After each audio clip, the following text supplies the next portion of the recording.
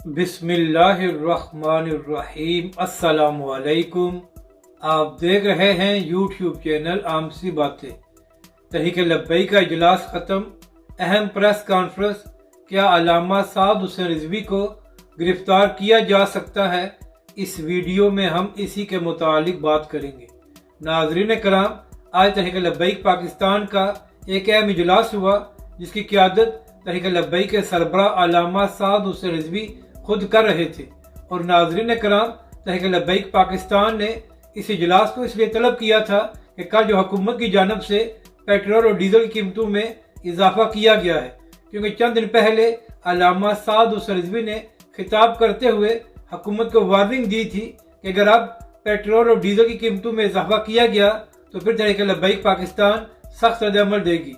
तो नाज़रीन कराम, इसी हवाले से आज एक बड़ा अहम इजलास हुआ है और अब तहरीक लब्बैक के ज़राए कह रहे हैं कि तहरीक लब्बैक का इजलास ख़त्म हो गया है और कल अल्लामा साद हुसैन रिजवी एक बड़ी अहम प्रेस कॉन्फ्रेंस करने जा रहे हैं जिसमें वो अगले लाएअमल का ऐलान करेंगे।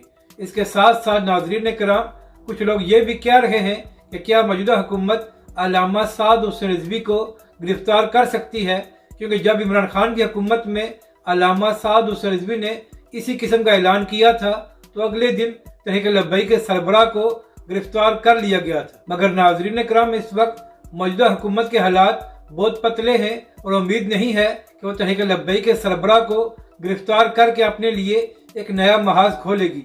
और नाज़रीन कराम, अहम बात यह है कि तहरीक लब्बैक पाकिस्तान ने किसी धरने या लॉन्ग मार्च का ऐलान नहीं किया हुआ, बल्कि तहरीक लब्बैक पाकिस्तान एक पुरअमन प्रोटेस्ट करेगी और पाकिस्तान का आइन तहरीक लब्बैक पाकिस्तान को इसका पूरा हक देता है। तो नाज़रीन कराम, उम्मीद यही है कि मौजूदा हुकूमत तहरीक लब्बैक के सरबराह को गिरफ्तार करके अपने लिए मुश्किलात में इजाफा नहीं करेगी।